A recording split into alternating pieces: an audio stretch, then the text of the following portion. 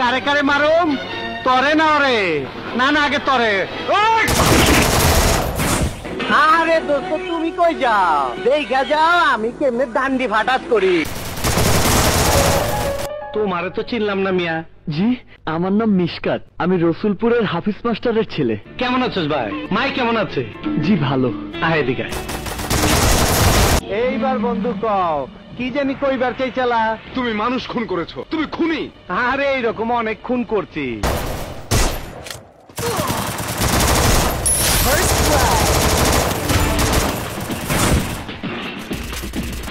আসসালামু আলাইকুম বড় ভাই, আয়া পড়ছি।